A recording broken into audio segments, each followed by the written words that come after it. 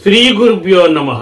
కార్తీక పురాణ కథలలో భాగంగా వశిష్ఠుడు జనకునితో 11వ రోజు కథను గురించి వివరించడం ప్రారంభించాడు. ఓ జనక మహారాజా, కార్తీక మాసంలో ఎవరైతే శ్రీ విష్ణువుని అవిస పూలతో పూజిస్తారో వారికి చాంద్రాయణ ఫలం దక్కుతుంది అని చెప్తాడు. అలాగే గరికతోనూ దర్భలతోనూ విష్ణువుని పూజించేవారు పాప విముక్తులై వైకుంఠాన్ని పొందుతారు. రంగురంగుల వస్త్రాలను శ్రీవారికి సమర్పించిన వారు మోక్షాన్ని పొందుతారు.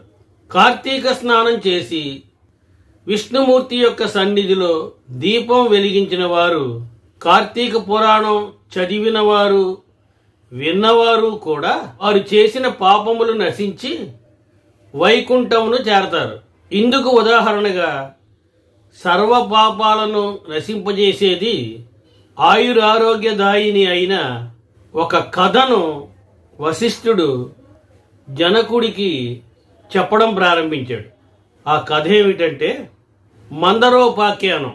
కళింగ దేశస్థుడైన మందరుడు అనే ఒక బ్రాహ్మణుడు స్నానం సంధ్యావందనాలన్నింటినీ వదిలివేసి ఇతరుల ఇళ్లలో కూలి పని చేస్తూ ఉండేవాడు. అతనికి పరమ సాధ్వి అయిన సుశీల అనే పేరు గల భార్య ఉండేది.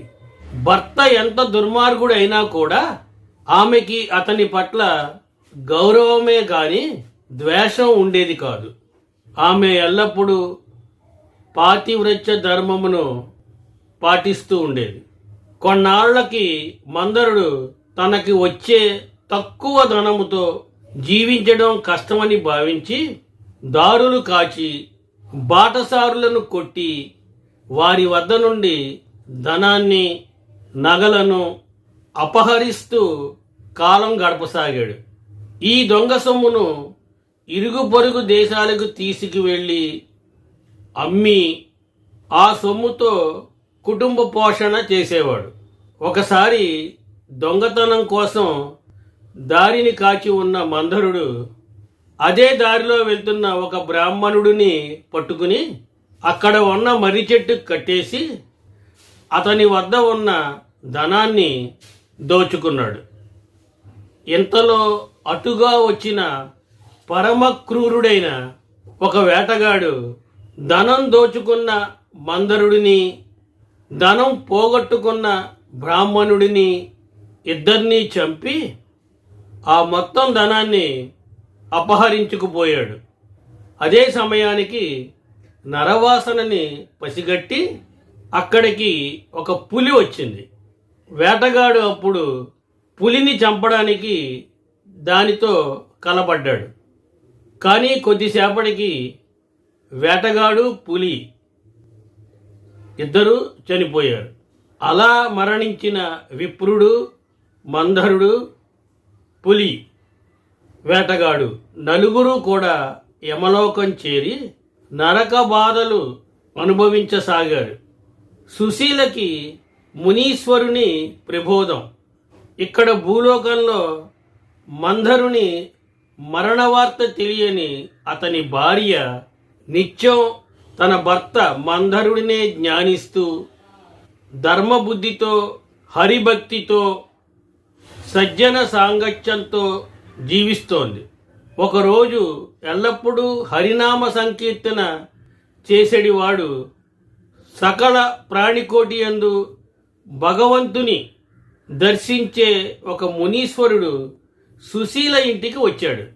ఆమె శ్రద్ధాభక్తులతో భిక్ష వేసి, అయ్యా, నా భర్త పని మీద పొరుగురికి వెళ్ళారు, ఇంట్లో లేరు, నేను ఏకాకిని, ఆయన జ్ఞానంలోనే కాలం గడుపుతున్నాను అని చెప్పింది.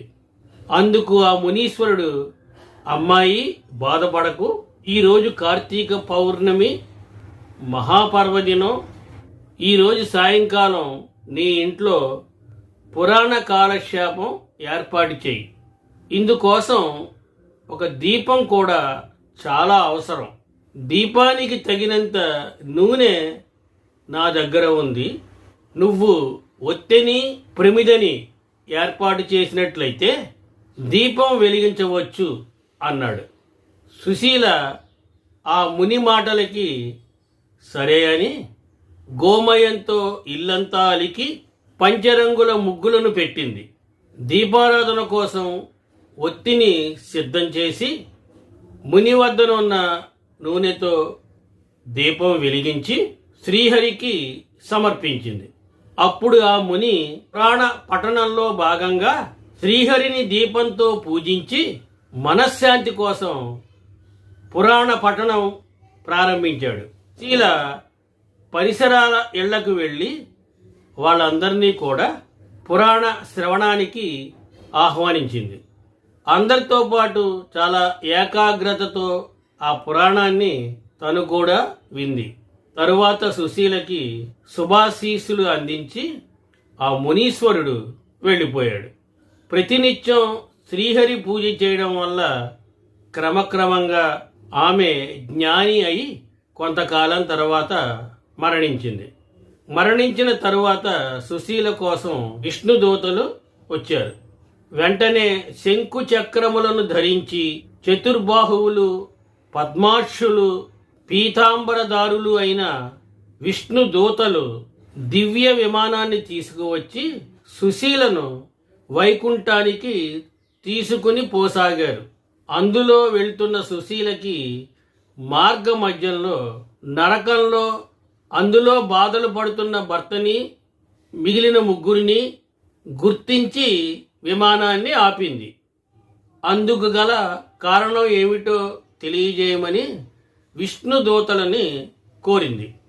అమ్మా, నీ భర్త అయిన మంధరుడు బ్రాహ్మణుడు అయి కూడా వేదాచారాలను మరచి కొన్నాళ్ళు కూలీగా, మరికొన్నాళ్ళు దొంగగా, దుర్మార్గుడిగా జీవించినందున ఈరోజు ఈ నరకాన్ని అనుభవిస్తున్నాడు అని చెప్పారు.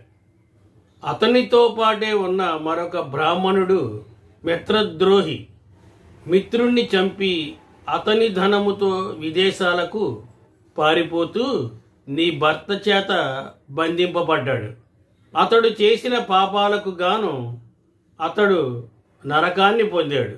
మూడవ వాడు వేటగాడు, నీ భర్తని బంధించి నీ భర్తని బ్రాహ్మణుడిని కూడా చంపిన పాపానికి నరకం చేరాడు. ఇక నాలుగవ జీవి పులి కూడా పూర్వం చేసిన పాపం వల్ల నరకం చేరింది. వీరి యొక్క నరక యాతనకి కారణాలు ఇవి అని విష్ణుదూతలు వివరంగా చెప్పారు. అప్పుడు సుశీల విష్ణుదూతలను చూసి ఏ పుణ్యం చేస్తే వారికి ఈ నరకం తప్పుతుందో చెప్పండి అని కోరింది. అప్పుడు విష్ణుదూతలు కార్తీక మాసంలో నువ్వు ఆచరించిన పురాణ శ్రవణ ఫలితాన్ని దారపోయడం వల్ల నీ భర్త పురాణం వినమని చెప్పడానికి నువ్వు ఇంటింటికి వెళ్ళి ప్రజలను పిలిచిన పుణ్యాన్ని దారపోయడం వల్ల మిత్రద్రోహి అయిన ఆ విప్రుడు పురాణ ప్రవచనం కోసం నువ్వు వెలిగించిన దీపానికి నువ్వు సమర్పించిన 2 ఒత్తుల పుణ్యాన్ని సమంగా దారపోయడం వల్ల వేటగాడు, పులి నరకం నుంచి విముక్తి పొందుతారు అని వివరించారు. అలా వాళ్ళు చెప్పగానే తన పుణ్యాలను దారపోయడం వల్ల ఆ నలుగురు నరకం నుంచి విముక్తులై దివ్య విమానాలను ఎక్కి సుశీలను అనేక విధాలుగా ప్రశంసిస్తూ మహాజ్ఞానులు పొందే ముక్తి పదానికి చేరుకున్నారు. కనుక ఓ జనక మహారాజా, కార్తీక మాసంలో చేసే పురాణ శ్రవణం వల్ల హరిలోకాన్ని తప్పనిసరిగా పొందుతారని తెలుసుకో అని చెబుతూ వశిష్ఠుడు 11వ రోజు కథను ముగించాడు. ఓం నమః శివాయ. స్వస్తి. శుభమస్తు.